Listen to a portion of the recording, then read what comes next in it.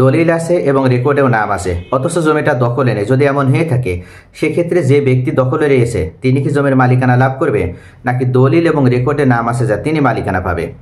আবার এমন একটা বিষয় হয়, অনেক সময় দেখা যায় যে কোনো একজন ভূমি মালিকের তার দলিলও আছে আবার রেকর্ডেও নাম আছে কিন্তু দখল নেই। তাহলে বর্তমান যে ভূমি অপরাধ প্রতিরোধ এবং প্রতিকার আইনটা পাশ হয়েছে, এই আইনের মাধ্যমে ওই ব্যক্তিকে দখল পুনরুদ্ধার করে খুব সহজেই জমির মালিকানা লাভ করতে পারবে।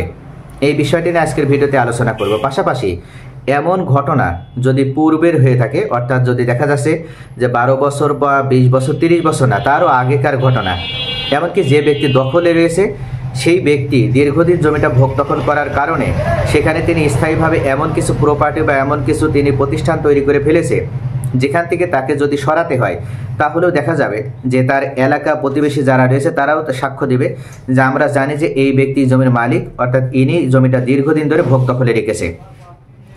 এমন পরিস্থিতিতেও ভূমি অপরাধ প্রতিরোধ এবং প্রতিকার আইন ব্যবহার করার মাধ্যমে কোনো ব্যক্তি চাইলেই কি ওই ব্যক্তির দখল পুনরুদ্ধার করে জমির মালিকানা লাভ করতে পারবে? আর যদি পেরে থাকে তাহলে সেটা কোন প্রসেস মেনটেন করে? আজকে এই বিষয়টি নিয়ে সম্পূর্ণভাবে বিস্তারিতভাবে আপনাদের সামনে আলোচনা করব। সাধারণত জমির মালিকানা প্রমাণ করার জন্য যে 3টা গুরুত্বপূর্ণ ডকুমেন্টসকে আমরা গুরুত্বপূর্ণ হিসেবে ধরি, তার ভিতরে 1 নম্বরে অবস্থান করে দলিল। দলিলটা এমন একটা শক্তিশালী ডকুমেন্টস, যদি কোনো ভূমি মালিক বা কোনো ব্যক্তি যদি ক্রয় সূত্রে জমির মালিকানা লাভ করার পর একটা দলিল যদি সঠিক পদ্ধতি মেনটেন করে তৈরি করে নিতে পারে, তাহলে তার এই দলিল, রেকর্ড বা দখল প্রত্যেকটা বিষয়ের উপরে সবথেকে শক্তিশালী ডকুমেন্টস হিসেবে কাজ করে।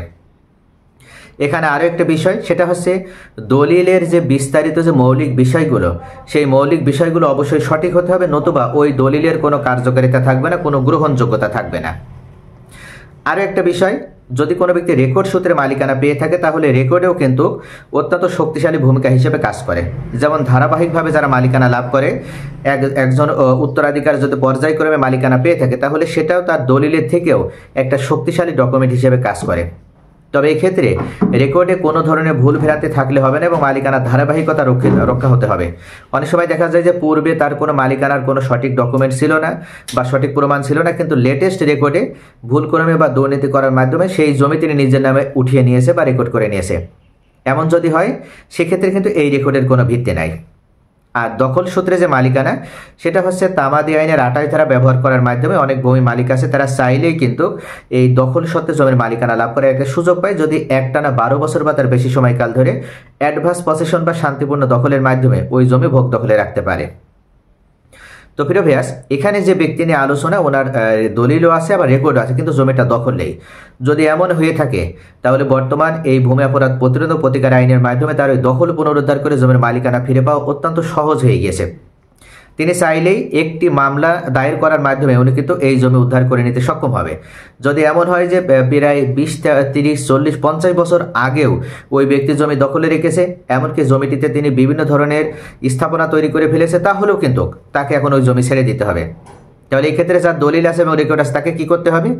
তাকে সুনির্দিষ্ট প্রতিকার আইনের 8 ধারা অনুযায়ী দখল পুনরুদ্ধারের একটি মামলা দায়ের করতে হবে। বিজ্ঞ আদালতের শরণাপন্ন হয়ে একজন অভিজ্ঞ আইনজীবীর সাথে যোগাযোগ করার মাধ্যমে আপনার মালিকানা সকল যে পেপারসগুলো আছে এই পেপারসগুলো আপনি তার কাছে জমা দেওয়ার মাধ্যমে বা তাকে দেখানোর মাধ্যমে একটি মামলা দায়ের করবেন। এটা হবে আপনার দখল পুনরুদ্ধারের মামলা। পাশাপাশি আপনি এই সুনির্দিষ্ট প্রতিকার আইনের 42 ধারা মোতাবেক অবশ্যই ঘোষণামূলক মামলাটিও করবেন। আপনি যদি শুধুমাত্র দখল পুনরুদ্ধারের মামলা দায়ের করেন তাহলে কিন্তু আপনার প্রশাসন সরাসরি আপনাকে মাঠ পর্যায়ে উপস্থিত হয়ে জমির দখল বুঝিয়ে দিবে না। এক্ষেত্রে আপনি ঘোষণামূলক মামলাটিও করবেন, তাহলে আপনি দখল পুনরুদ্ধার করে নিতে পারবেন এবং আপনার মামলা রায় হয়ে যাওয়ার পরে প্রশাসন সরাসরি উপস্থিত হয়ে আপনার জমি সকলের অবগতির মাধ্যমে বা সকলকে ইনফর্ম করার মাধ্যমে, সকলকে জানানোর মাধ্যমে আপনার দখল বুঝিয়ে দিবেন। তবে এখানে আরও একটি বিষয় লক্ষণীয়, সেটা হচ্ছে আপনি মামলা দায়ের করার পূর্বে হয়তো আপনি এটা ভাবছেন যে আপনার সিএস রেকর্ডে আপনাদের মালিকানা ছিল, এসএ রেকর্ডে আপনাদের মালিকানা ছিল, আরএস রেকর্ডে আপনাদের মালিকানা ছিল, কিন্তু সেই জমি আবার আরেকজন দখল করে রেখেছে কিভাবে বা কিসের বুনিয়াদে? তারই দখল বাতিল করে আপনি হয়তো জমিটা রিটার্ন পেতে চাচ্ছেন। তবে এখানে আপনাকে অবশ্যই নিশ্চিত হতে হবে, একটু শিওর হতে হবে আগে থেকে যে আপনি যার বিরুদ্ধে দখল পুনরুদ্ধারের মামলা দায়ের করতে চাচ্ছেন তিনি তামাদি আইন ব্যবহার করার মাধ্যমে বা তামাদি আইন 28 ধারা ব্যবহার করার মাধ্যমে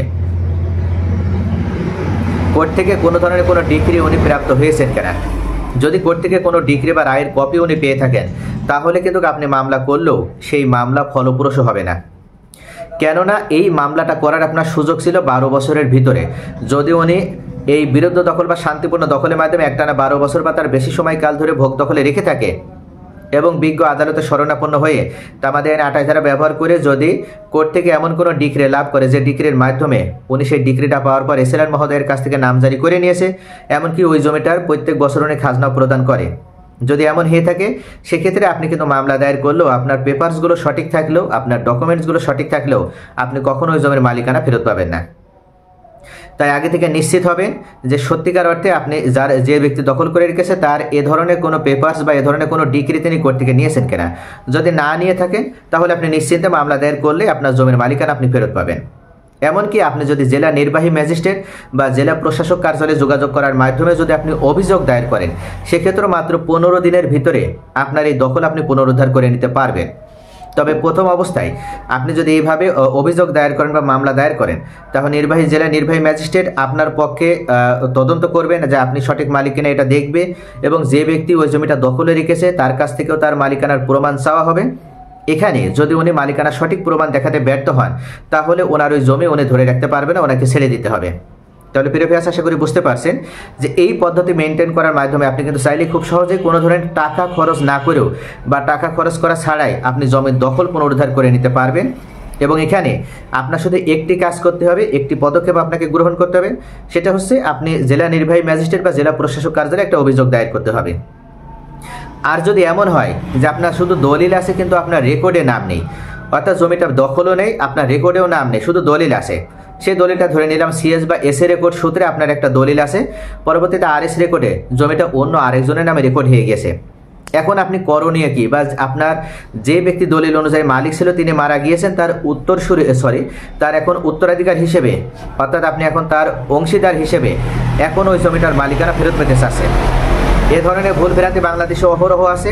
অর্থাৎ সিএস রেকর্ড এস এ রেকর্ডে একজন মালিক ছিল, তার কাছ থেকে জমি ক্রয় করে আপনার পূর্বসূরি মারা গিয়েছেন, এমন একটা দলিল আপনি পেয়েছেন, আপনাদের নামে রেকর্ড হওয়ার কথা ছিল কিন্তু সেই জমি এখন অন্য কারোর নামে রেকর্ড হয়ে গিয়েছে, এমনকি জমিটা তাদের দখলেও রয়েছে। যদি এমন হয়ে থাকে তাহলেও আপনি কিন্তু ওই দলিল অনুযায়ী যদি জমিটার রেকর্ড সংশোধন করে বা দখল পুনরুদ্ধার করার জন্য মামলা দায়ের করেন তাহলেও কিন্তু আপনি মামলা দায়ের করে ওই জমির মালিকানা আপনি ফেরত পাবেন। এখানে অবশ্যই মনে রাখবেন যে আপনার দলিল থাকার কারণে আপনি আগে রেকর্ড সংশোধনের জন্য আগে পদক্ষেপ নেবেন। আর এক্ষেত্রেও আপনাকে অবশ্যই বিজ্ঞ আদালতে শরণাপন্ন হয়ে একজন ভালো অ্যাডভোকেটের সাথে যোগাযোগ করে আপনি মামলা দায়ের করবেন। আপনার রেকর্ড সংশোধনের যে মামলা বা আপনার যে সত্ত্বের মামলা বলা হয়, এই সত্ত্বের মামলা করার মাধ্যমে আপনাকে প্রমাণ করতে হবে যে রেকর্ডে আপনাদের নাম আসার কথা ছিল কিন্তু আপনাদের নাম আসেনি, সেখানে ভুল করে অন্য আরেকজন ব্যক্তির নাম এসেছে। আর দখল পুনরুদ্ধারের জন্য সেম পদ্ধতিতে এই দখল পুনরুদ্ধারে মামলাও দায়ের করতে হবে, আবার ঘোষণামূলক মামলাও দায়ের করতে হবে। তো প্রিয় ভিউয়ার্স, এই পদক্ষেপগুলো যদি আপনি গ্রহণ করতে পারেন তাহলে আপনার যত পূর্বের জমি হোক না কেন আর যতদিনে আপনার হাত ছাড়া থাকুক না কেন, আপনার মালিকানার ডকুমেন্টস লিগাল হলে আর আপনাদের যদি আপনার কোনো ব্যক্তি যদি বা আপনাদের পূর্ববর্তী কোনো ওয়ারিশ যদি ওই জমি বিক্রয় করে দিয়ে না থাকে তাহলে অবশ্যই এই বর্তমান ভূমি অপরাধ প্রতিরোধ প্রতিকার আইনের মাধ্যমে দলিল যার জমিদার এই নীতিমালা প্রতিষ্ঠিত যেহেতু এখন হয়েছে, তাই দলিল যার জমিদার এই আইনের ভিত্তিতে আপনার জমির মালিকানা যেমন ফেরত পাবেন ঠিক তেমনইভাবে আপনার জমির দখলও ফিরে পাবেন।